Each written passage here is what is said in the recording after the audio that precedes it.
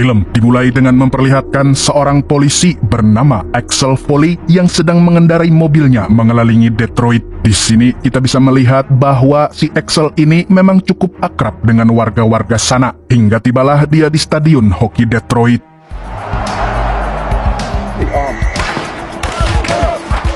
Axel nampak sangat serius melihat pertunjukan, sementara teman polisinya yang bernama Woody yang ikut menonton dengannya cukup banyak bacot di sebelahnya. Namun Woody cerewet dan so asik begitu karena dia sangat mengagumi Axel. Baginya, Axel adalah inspirasinya menjadi polisi karena dia adalah sosok yang berwibawa, tegas dan tidak suka menilang orang sembarangan. Maka dari itu, dia sangat senang saat Axel mengajaknya nonton hoki bersama. Namun ternyata Axel mengajak Woody tidak hanya sekedar berleha-leha untuk menonton hoki, tapi menangkap seorang penjahat di stadion tersebut yang diketahui bernama Junior. Sebenarnya Axel sudah dilarang untuk mengejar si Junior ini, maka dari itu dia mengajak Woody supaya Woody yang akan menangkap dan otomatis mendapatkan reputasi baik dari penangkapan si Junior. Mereka pun turun ke bawah untuk menangkap Junior, tapi Junior yang ditangkap malah merasa kesal karena menurutnya dia sudah bertobat dan tidak pernah melakukan kejahatan lagi. Dan di saat inilah Axel melihat ada sesuatu yang sangat mencurigakan di ruang loker. Lalu segeralah Axel mengendap-endap ke ruang loker.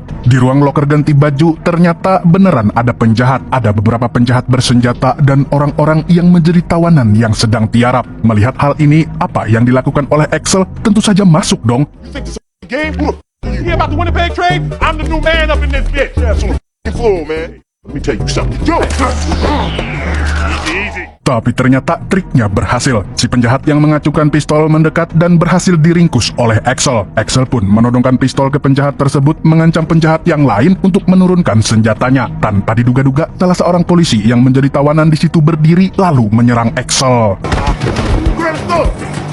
Para penjahat pun berhasil kabur yang kemudian dikejar oleh Axel dan Woody. Bingung mengejar pakai apa, akhirnya Axel mengambil mobil angkut butut untuk mengejar para penjahat tersebut. Melihat para penjahat melompati pagar dan hendak kabur dengan motor-motor ATV, Axel dan Woody pun harus mencari kendaraan lain. Alhasil mereka mengambil mobil snowplow atau mobil pengangkut salju untuk mengejar para penjahat.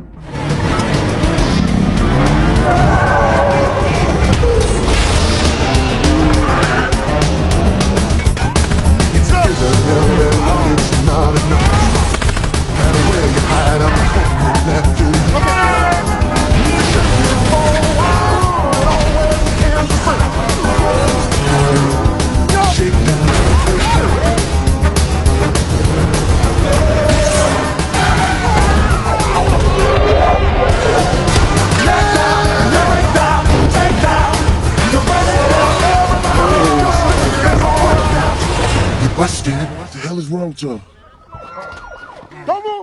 Keesokan harinya, Axel pun melapor ke kantor kepolisian. Tentu, dia diberikan tepuk tangan oleh teman-teman polisinya karena berhasil menangkap para penjahat. Meski demikian, ternyata wakil kepala polisi yang bernama Jeffrey kurang senang dengan perilaku Axel Foley. Katanya, gara-gara tindakan Axel, Jeffrey diomeli habis-habisan oleh komisaris polisi karena terjadi kekacauan di kota. Menurut Jeffrey, perilaku Axel sudah tidak bisa lagi diterima di masa sekarang. Kalau dulu perilaku Axel hanya akan mendapatkan teguran, namun sekarang ini perilaku polisi yang seperti itu bisa berujung pada pencopotan lancana, apalagi kalau viral. Nah, di sini Jeffrey juga mengatakan kalau dia sudah mengajukan pensiun, yang artinya tindakan-tindakan brutal Axel tidak akan ada lagi yang membela, melindungi, dan klarifikasi.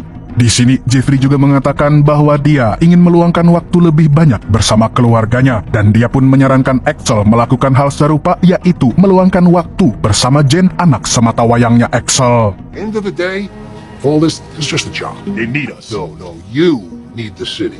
Talk to your daughter. Kita lalu berpindah ke Los Angeles, salah satu kota paling padat di Amerika Serikat. Di sini kita bertemu dengan Jen Saunders, anak Axel yang merupakan seorang pengacara. Dan saat ini dia ingin bertemu dengan seorang tahanan bernama Sam Enriquez. Jen datang sebagai pengacara yang menawarkan jasa pengacara pro bono atau tidak dipungut biaya. Kata Jen, dia ingin membantu Sam karena menurut Jen, Sam tidak bersalah dan hanya dijebak. Dan di sini kita tahu bahwa kasus yang dituduhkan kepada Sam adalah pembunuhan terhadap polisi. Kasus men. Jadi begini ceritanya warga nobar semua. Waktu itu Sam yang sedang menyelundupkan barang haram milik pamannya, Kalino, dituduh membunuh seorang polisi intel bernama Copeland yang sedang menyamar untuk menangkap Sam. Lagian nama kok Copeland, baju kondangan tuh baru Copeland. Namun meski demikian, menurut Sam ada mobil yang datang dan orang-orang bertopeng keluar membunuh polisi tersebut dan menuduhkan kejahatannya kepada Sam. Di pengadilan nampak bahwa Sam tidak mampu berkelit banyak tuduhan beserta bukti sudah sangat kuat mengarah padanya. Meskipun demikian, Jen sebagai pengacaranya berdiri dan meminta penelitian ulang kepada Copeland. Pengacara Copeland justru marah karena hal ini sama saja dengan menuduh Copeland adalah polisi korup dan justru menggeser fokus kasus. Tapi Jen bersikukuh dengan pegangannya. Dia pun meminta stafnya untuk menyelidiki rekening Copeland melihat kalau-kalau ada transaksi mencurigakan yang bisa dijadikan barang bukti. Tapi tiba-tiba ternyata Jen sudah menjadi incaran para orang-orang bertopeng. Mereka mengancam Jen untuk mundur dari kasus ini dengan menggantung mobil Jen di gedung.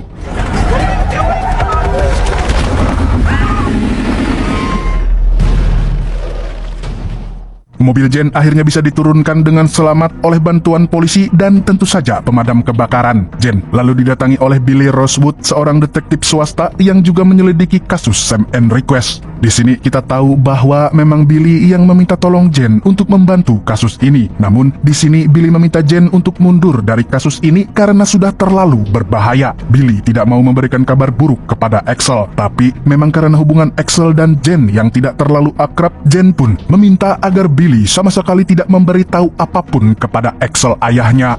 Tapi ternyata Billy melanggar janji tersebut dan dia menelpon Axel untuk memberitahu kondisi Jen. Billy memberitahu bahwa Jen sedang menangani kasus yang cukup berbahaya. Setelah menutup teleponnya, Billy pun melanjutkan penyelidikannya sendiri ke sebuah pelabuhan. Di situ dia melihat adanya sebuah kegiatan mencurigakan, tapi memang apes nasibnya Billy, beberapa orang bersenjata menangkapnya. Get to the airport tomorrow morning. I gotta go. Keesokan harinya, Axel tiba di Beverly Hills dan menyewa sebuah mobil rental yang cukup jelek. Dia mencoba menelpon Billy yang tidak menjemputnya, tapi tidak ada jawaban. Alhasil, berangkatlah sendiri dia menyusuri Beverly Hills ke tempat kediaman Billy. Setibanya di depan kediaman Billy, ternyata pintunya sudah dibobol. Dengan berhati-hati, Axel pun masuk ke dalam dan mendapati ada beberapa orang yang sedang menggeledah tempat tersebut. Dan tentu saja, seorang Axel Foley melakukan hal ini. Union job? But we don't give OSHA breaks here. Move, bitch. You know how the motherfucker gets. Definitely do. Di sini, Axel mencoba menyamar menjadi orang yang dikirim untuk mengawasi pekerjaan mereka. Meski sempat ada keraguan, namun berkat keluasan dan kepandaian Axel, dua penggeledah itu percaya bahwa Axel memang kawan mereka. Axel pun diam-diam mengambil sebuah catatan milik Billy yang mungkin bisa digunakan untuk menemukannya. Sayangnya, penjahat lainnya yang memang bertugas untuk mengecek pekerjaan benar-benar datang. Tahu bahwa penyamarannya diketahui, Axel lalu mengambil alat pemadam kebakaran di dekatnya dan menyemprotkannya ke orang yang baru masuk. Kemudian Axel kabur melarikan diri. Agar tidak bisa dikejar, Axel pun mencuri mobil polisi lalu lintas yang sedang berhenti di dekat situ. Sementara itu, di belakangnya para penjahat mengejarnya. Tapi tentu bukan Axel Foley namanya kalau tidak membuat kekacauan di seluruh penjuru kota.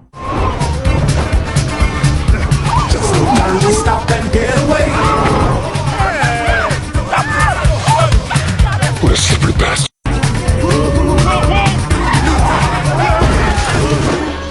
Axel memang berhasil selamat dari kejaran para penjahat, tapi dia akhirnya ditangkap oleh polisi lalu lintas yang mobilnya baru saja dia curi. Axel lalu diserahkan kepada kepolisian Beverly Hills. Di sini Axel diperiksa oleh polisi bernama Bobby, tidak pakai kartu negara. Axel juga beberapa kali mencoba untuk memanggil Taggart, kepala polisi Beverly Hills yang dia kenal, namun Bobby selalu melarangnya. Di sini terlihat Bobby ingin tahu apa yang dilakukan Axel di kediaman Billy Rosewood. Axel berusaha mengecoh Bobby dengan mengorek masa lalunya. Salah satu hal yang Axel lihat yaitu foto Bobby sebagai pilot digunakan untuk memancing Bobby. Namun memang Bobby bukan polisi yang mudah terpancing emosinya dan usaha Axel pun di sini gagal total. Merasa tidak bisa keluar dari kantor polisi, Axel pun memutuskan untuk menelpon Jen, anaknya. Barangkali saja Jen bisa membantu Axel untuk keluar dari kantor polisi. Akhirnya setelah telepon berkali-kali di-reject oleh Jen, Axel memberitahu bahwa dia punya info soal Billy Rosewood. Karena hal itu, Jen pun segera datang menjemput sang ayah. Tanpa basa-basi, Jen langsung menanyakan info tentang Billy. Tapi yang namanya ayah sudah lama nggak ketemu anaknya, Axel hanya diam terpaku melihat anaknya yang sudah tumbuh besar. Jen yang tidak nyaman mencoba menepis omongan ayahnya. Di sini lalu kita lihat bahwa Bobby dan Jen ternyata sempat punya hubungan karena mereka berdua jadi awkward gitu pas ketemu. Dibantu Jen, Axel pun menemui Taggart, kepala kepolisian Beverly Hills, untuk memberitahu masalah yang terjadi. Taggart yang memang teman lama Axel menyambut Axel dengan pelukan, meski di sini Taggart terlihat sudah tua dan sakit-sakitan. Ternyata selain Taggart, di ruangan tersebut juga sedang ada Grant. Siapa dia? Dia adalah seorang polisi yang memimpin Satgas Anti Narkotika. Dari obrolan mereka kita tahu guys bahwa Copeland adalah anak buah Grant. Grant pun mengatakan bahwa dia sangat yakin Copeland adalah polisi baik-baik dan tidak mungkin terlibat kejahatan. Makanya Grant juga kaget pas tahu bahwa Jen, orang yang berusaha membuktikan Copeland bersalah, ternyata adalah anak dari Axel. Setelahnya, Axel lalu meyakinkan Jen untuk membantunya mencari bukti. Meski memang masih ada rasa kesal dari Jen kepada sang ayah, tapi akhirnya Jen sepakat untuk membantunya karena bukti tersebut nantinya akan bisa digunakan untuk membantu Jen memenangkan kasusnya. Mereka pun sampai ke tempat terakhir Billy sebelum menghilang, yaitu sebuah tempat penampungan kendaraan sitaan. Dibantu oleh Jen, Axel berhasil menipu si penjaga tempat agar mereka diperbolehkan melihat kendaraan-kendaraan yang disita. Di antara kendaraan-kendaraan tersebut, Jen dan Axel menemukan mobil terakhir sebelum Copeland meninggal. Dan saat diperiksa, ternyata ada kamera tersembunyi di dalamnya. Nah, tapi ternyata kamera tersebut tidak ada SD card-nya. Dan yang lebih parahnya lagi, di laporan resmi polisi, katanya tidak ada kamera tersembunyi. Wah, makin mencurigakan. Tapi mereka tidak bisa lama-lama karena Axel menyadari ada yang membuntuti mereka. Axel pun mengambil pelacak yang ada di mobilnya dan menempelkannya pada bis sekolah. Dari situ dia lalu melihat siapa yang membuntutinya. Ternyata yang membuntutinya adalah orang-orang mencurigakan yang menggeledah tempat Billy. Karena sudah berhasil dikecoh, Axel dan Jen pun bergantian membuntuti dua orang mencurigakan tadi. Mereka lalu berhenti di sebuah klub pribadi bernama The Eastern. Awalnya, Axel mencoba triknya lagi, yaitu dengan mencoba membohongi resepsionis agar diperbolehkan masuk. Tapi sayangnya resepsionisnya lumayan galak. Barulah Jen turun tangan membantu Axel agar bisa masuk. Anak sama bapak pintar nipu semua ya. Ternyata benar peribahasa, buah jauh pohon dari tidak jatuhnya. Begitu masuk dan naik ke atas, ternyata mereka bertemu dengan Grant, si polisi kepala Satgas Anti Narkotika. Ternyata orang-orang yang menggeledah kantor Billy Rosewood bekerja untuk si Grant. Menurut Grant, orang-orangnya disuruh menggeledah tempat Billy karena Billy mencuri bukti penting kasus. Tapi Axel tidak percaya. Menurutnya Grant ini terlalu mewah untuk seorang polisi. Pastilah Grant bukan termasuk ke dalam polisi-polisi jujur. Tapi karena tidak ada yang bisa dilakukan, Axel dan Jen akhirnya memutuskan pergi dari tempat itu. Tapi memang meski Axel menemukan titik terang dari kasus ini, yaitu keterlibatan Grant, ada hal lain yang belum ketemu titik terangnya, yaitu hubungannya dengan Jen. Jadilah Axel dan Jen berantem lagi di mobil. Lah, belum bisa akur guys mereka ternyata. Keesokan harinya, kita melihat Jen yang lagi sibuk kerja. Kata asistennya, ada klien penting yang sedang menunggu Jen di ruang rapat. Tapi begitu Jen masuk, ternyata lagi-lagi bapaknya, Axel, yang menunggunya full dengan pakaian rapi yang norak. Kedatangan Axel tentu bukan tanpa alasan. Ternyata Axel telah menyelidiki catatan yang dia dapatkan di kantor Billy Rosewood. Di catatan tersebut tertulis sebuah alamat dan Axel sempat mengunjungi alamat tersebut. Dan menurut Axel, penjagaan rumahnya terlalu ketat untuk sebuah rumah di Beverly Hills. Axel dan Jen lalu melanjutkan perjalanan untuk bertemu Sam. Mereka sangat yakin ada hal yang masih disembunyikan oleh Sam, dan Axel bisa membujuk Sam untuk berbicara. Tapi ternyata dalam perjalanan menemui Sam, dengan keahliannya, Axel segera mencoba membawa mobil tersebut untuk kabur. Di saat yang sama, Bobby yang ternyata sedang membuntuti Axel dan Jen ikut membantu mengalahkan para penjahat bersenjata tersebut. Bersama Bobby, Axel pun kembali ke kantor polisi Beverly Hills. Dia lagi-lagi diomeli oleh Taggart karena menimbulkan kekacauan di jalanan. Tapi tentu Axel tidak diam tanpa alasan. Ia lalu membeberkan bukti-bukti yang dia temukan bahwa ada kecurigaan Grant dan Copeland terlibat dalam kasus ini. Merasa bahwa Axel sudah terlalu lancang menuduh polisi tanpa bukti, Taggart pun mengusirnya. Dia juga memanggil Bobby dan menahan rencananya agar Bobby tidak ikut campur dulu dalam kasus ini. Turn your badge and your gun now. Di luar, Jen menunggu dengan perasaan takut. Di sisi lain, Axel mencoba meyakinkan Jen bahwa dengan bahaya yang semakin jelas mengancam, semakin jelas pula mereka ada di jalur yang benar. Lalu Bobby pun datang memberitahu bahwa dia akan membantu mereka karena kebetulan dia juga sedang dibebas tugaskan dari kepolisian.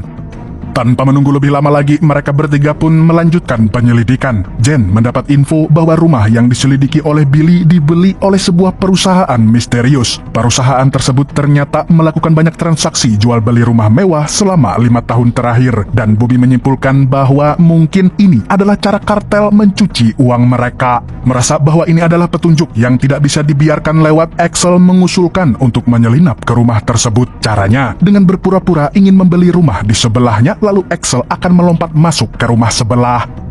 Untuk bisa membuat janji melihat-lihat rumah, Axel tahu siapa yang harus dia hubungi, yaitu Sergei. Nah, buat yang belum tahu, Sergei ini adalah tokoh yang sempat muncul di film Beverly Hills Cop 1 dan 3 dan ternyata muncul lagi dia di sini. Sergei pun mengantarkan Axel, Jen, dan Bobby ke agen properti kenalannya. Mereka lalu melihat-lihat rumah dan pura-pura tertarik sama rumah yang mau dibeli. Dan saat agen properti tersebut sedang sibuk memamerkan rumah kepada Jen dan Bobby, Axel pun menyelinap ke rumah sebelah.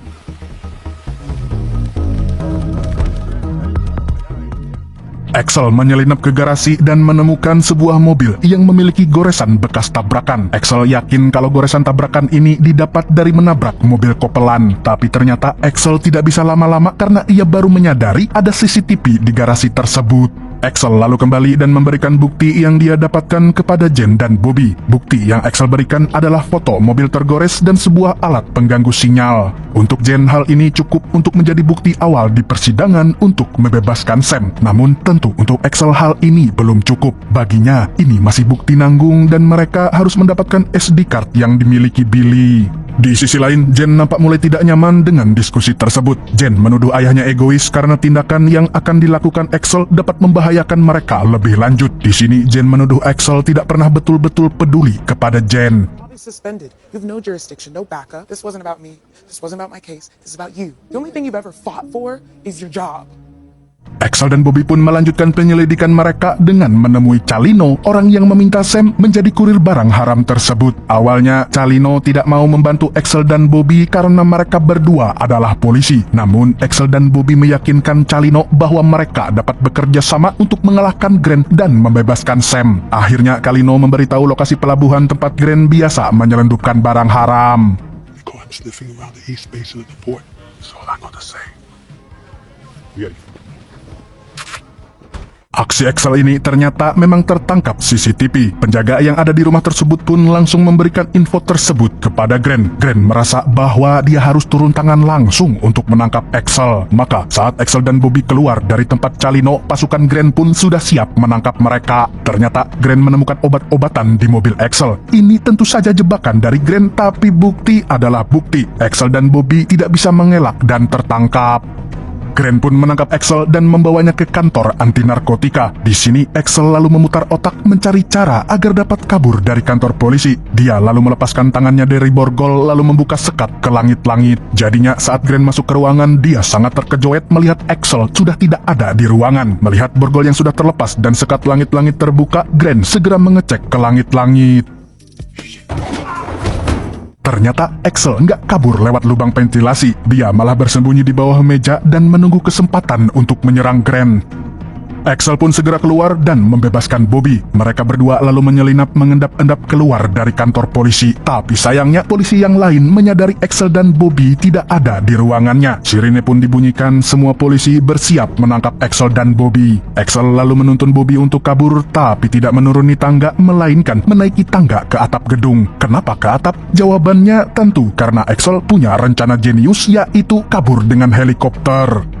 Axel melakukan rencana ini karena dia tahu Bobby adalah seorang mantan pilot. Tapi saat mau berangkat, terlihat jelas bahwa Bobby sangat nervous dan panik. Di saat yang bersamaan, Grant sadar bahwa Axel tidak kabur lewat bawah, tetapi kabur lewat atap. Ia pun memerintahkan anak buahnya untuk mempersiapkan pengejaran. Was a pilot, but as you pointed out, I'm not a pilot anymore.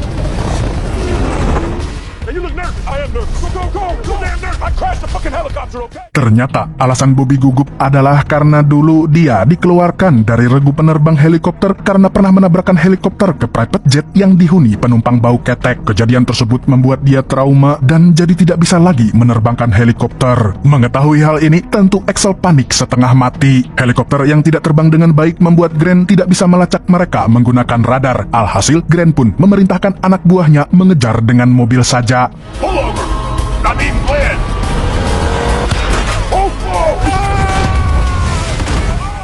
Tapi tanpa bisa dihentikan lagi, helikopter tersebut pun jatuh ke sebuah lapangan golf milik orang kaya. Agar tidak dituntut, Axel pun segera berbohong dan mengatakan bahwa ada seorang perempuan yang masih terjebak di helikopter tersebut. Dan saat si orang kaya ini lengah, Axel dan Bobby lalu mencuri golf car milik mereka.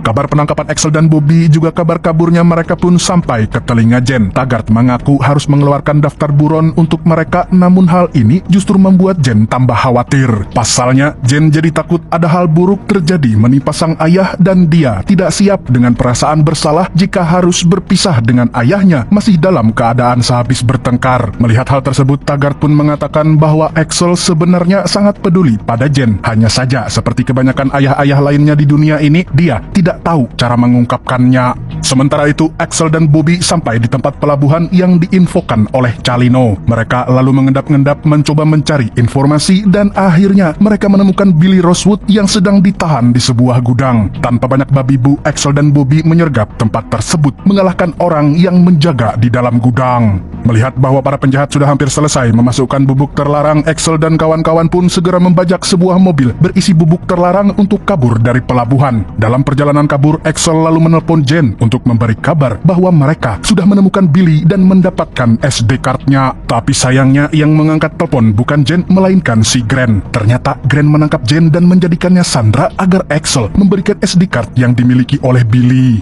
Axel pun tancap gas menuju lokasi Jen yang ia lacak dengan bantuan temannya Jeffrey di Detroit. Tentu mereka butuh bantuan, tapi seperti kata Bobby, mereka bertiga adalah buronan yang mengendarai truk berisi bubuk haram. Tidak akan ada bantuan dari polisi. Makanya Axel pun menyerempet beberapa mobil polisi agar mobil-mobil tersebut mengejar mereka. Dengan demikian, kalau terjadi apa-apa di jalan, para polisi tersebut bisa membantu. Idenya menarik memang, tapi lumayan gila.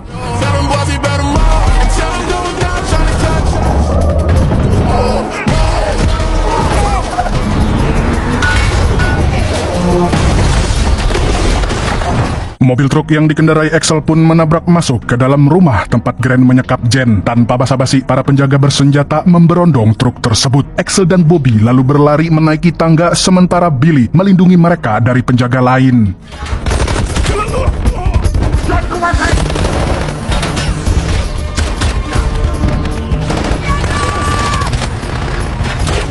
Billy yang menghadapi para penjaga bersenjata mulai kehabisan amunisinya, dan di saat inilah datang kawannya, Taggart, dengan shotgun yang membantu Billy melawan para kartel. Mantap nih mbah-mbah.